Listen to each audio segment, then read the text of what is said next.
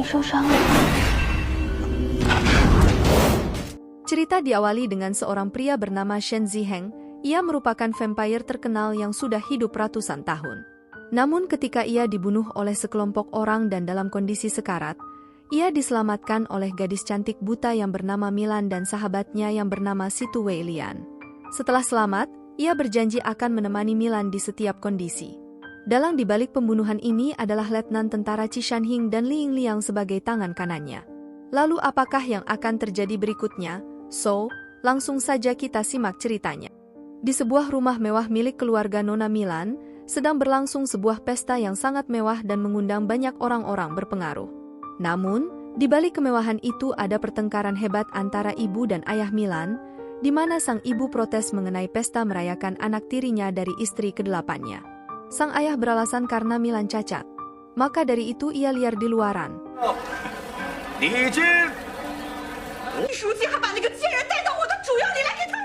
Tak lama Tuan Shen tiba di kediaman Milan. Ia diundang karena merupakan ketua surat kabar harian di Haidong. Setelah itu acara pesta telah dimulai, sementara Nona Milan hanya dikurung di kamarnya dengan kondisi bekas luka di wajahnya. Tak hanya itu, pesta ini dihadiri oleh Lin dengan bertujuan untuk membunuh Tuan Shen di pesta. Orang-orang menggosipkan Lin karena menurut rumor ia telah bertindak kejam dan membunuh rakyat Haidong demi sebuah jabatan. Dan orang tua Milan mengumumkan anak laki-lakinya di hadapan semua orang.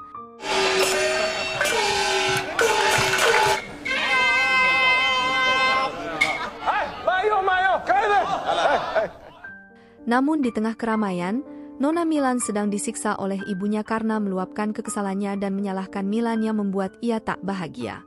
Tuan Shen mencoba mendekati sumber suara siksaan yang terdengar. Ia lalu mengeluarkan kekuatannya agar ibu Milan berhenti menyiksanya.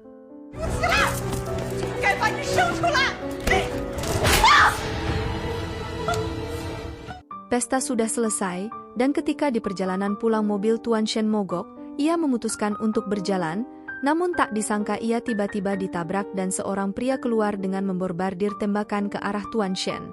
Karena terluka parah ia jatuh pingsan, tak sampai di situ tubuh Tuan Shen digilas dengan mobilnya beberapa kali.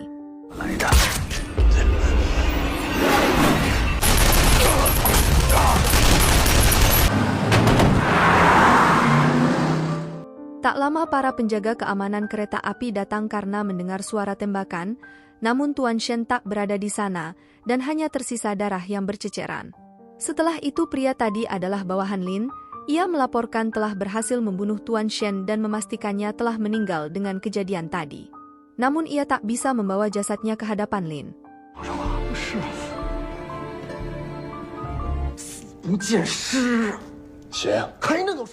Di tempat lain Nona Milan memutuskan untuk kabur keluar untuk mengakhiri hidupnya karena lelah menghadapi hidup dengan kekurangan dan penyiksaan. Ia berjalan di tengah badai salju di luar.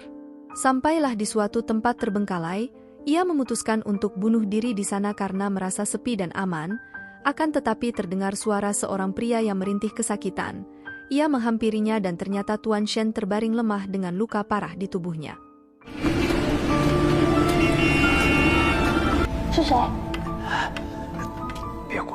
Tuan Shen meminta bantuannya untuk menemui sahabatnya yang merupakan seorang dokter bedah di suatu rumah sakit.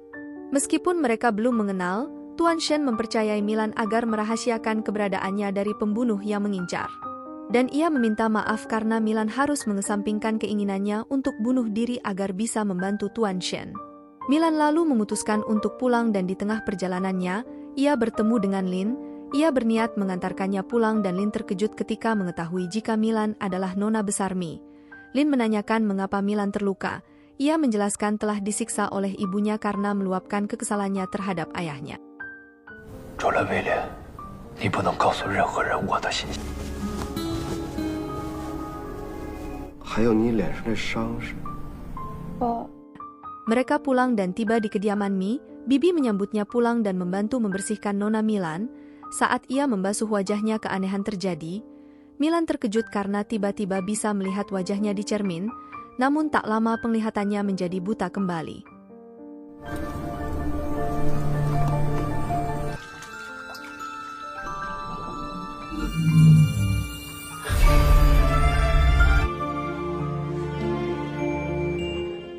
Keesokan harinya Milan menyelinap untuk kabur dan pergi ke rumah sakit Jici. Meskipun ia buta, ia memiliki pendengaran yang tajam. Setibanya di rumah sakit, ia langsung menemui resepsionis untuk menemui dokter Situ Wei Ilian dan mendesak ada kepentingan pribadi dengannya.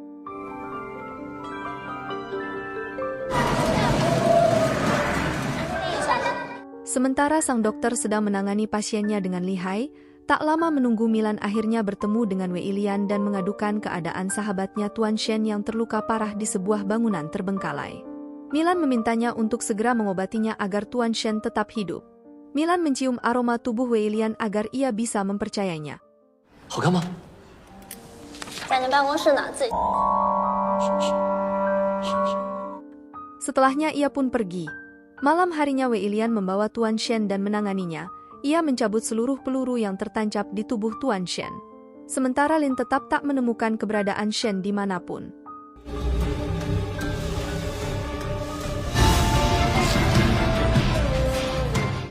Selesai makan, Nona Milan dihampiri oleh ibunya yang langsung marah karena mengetahui jika Milan kabur pada malam hari. Ia menjambak rambutnya dengan kejam, ia memukulnya dengan tongkat secara kasar dan menyalahkan keadaan Milan yang lahir cacat, karena itulah ayahnya pergi dan menikah lagi. Meskipun mereka terlihat begitu kaya akan tetapi kebahagiaan tak bisa terlihat dari uang.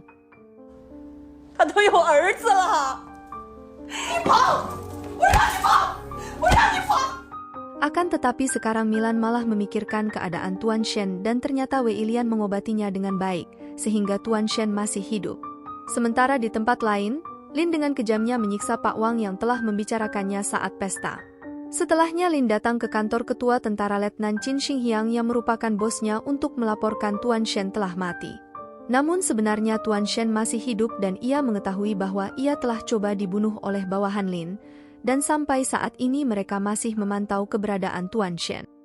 我怎么不记得了？ 还是按老规矩办。他们的人现在还一直守在沈公馆外呢。Di malam hari Milan mengetahui aroma tubuhnya Tuan Shen dan benar saja ia mendatangi Milan untuk berterima kasih karena telah menyelamatkannya dan ia berjanji akan menjaganya dari orang-orang yang menindasnya. Sebelum pergi ia memberikan bunga kamelia untuk dirawat olehnya dan berjanji akan kembali ketika bunga kamelia itu mekar. Milan telah merasakan hangatnya perhatian dari Tuan Shen yang memberinya semangat untuk hidup meskipun dalam keadaan terluka. 你看，安华，红茶花。我都会来帮你的。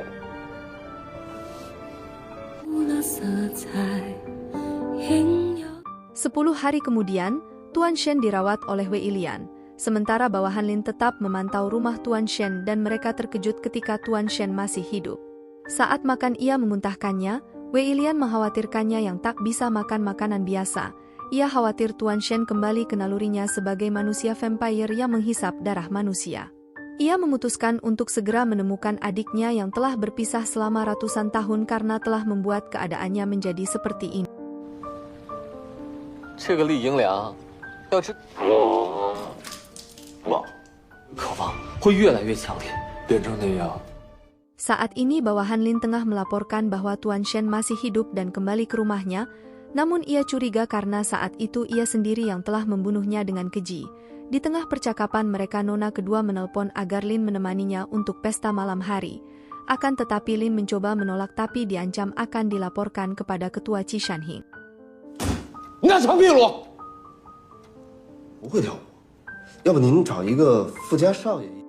Setelah itu, Lin pergi bersama Nona kedua. Di tengah pesta itu Lin melihat dengan mata kepalanya sendiri bahwa Tuan Shen masih hidup. Ia terkejut dan masih memantaunya. Namun Nona kedua memaksa untuk berdansa, akan tetapi Lin masih tak mengalihkan pandangannya dari Shen sehingga membuat dansa itu menjadi kacau. Saat Tuan Shen pergi, Lin bergegas untuk mengikutinya. 对不起。 沈先生的样子。